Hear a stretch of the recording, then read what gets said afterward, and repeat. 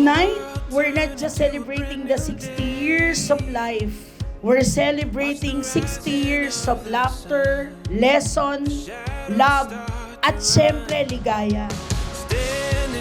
Maligayang bati sa iyong kaarawan, ang aking mabuting kapatid na Estel Brando. Sana'y maging malusog at maligaya, masaya ang iyong mga araw-araw na pamumuhay. Nakasurvive ka sa iyong mga pagsubok sa Panginoon. If we hold on tight, we'll keep going till we reach new heights, going further than we ever thought we could. We're on to something good. Happy birthday, Mama! We'll keep pushing through the highs and lows, going further than we ever thought. Salamat ako sa tatay ko kasi he never let me down. Lagi siyang nandyan. Nanay ko, tatay, mga kapatid ko. Meron man o wala. Nandyan yung magulang ko. Yeah, cheers to you, Papa. I love you.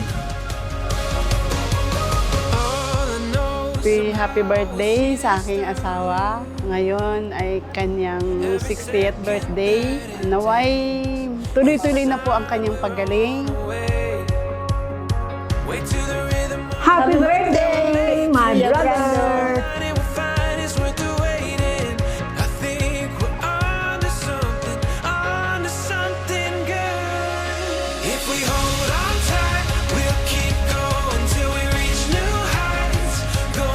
Happy birthday, Papa! Happy birthday, Loy! Happy birthday!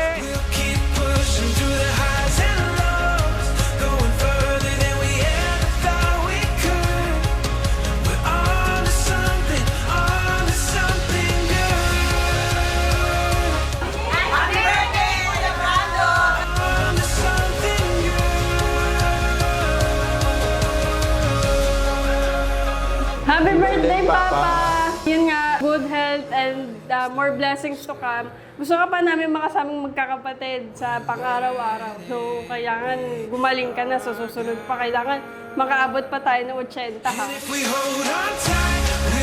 So, gusto ko lang i-share na lagi kayo nasa prayer ni Feliz. Kahit maliligo pa lang, mag-sign of the cross, lagi niyang sasabihin na, Papa Jesus, pagalingin mo si Lolo Bando. Kaya, pagaling po kayo.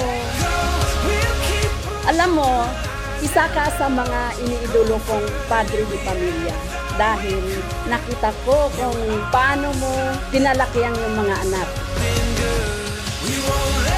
Matagumpay ka na dahil napagtapos mo silang lahat at may magandang trabaho.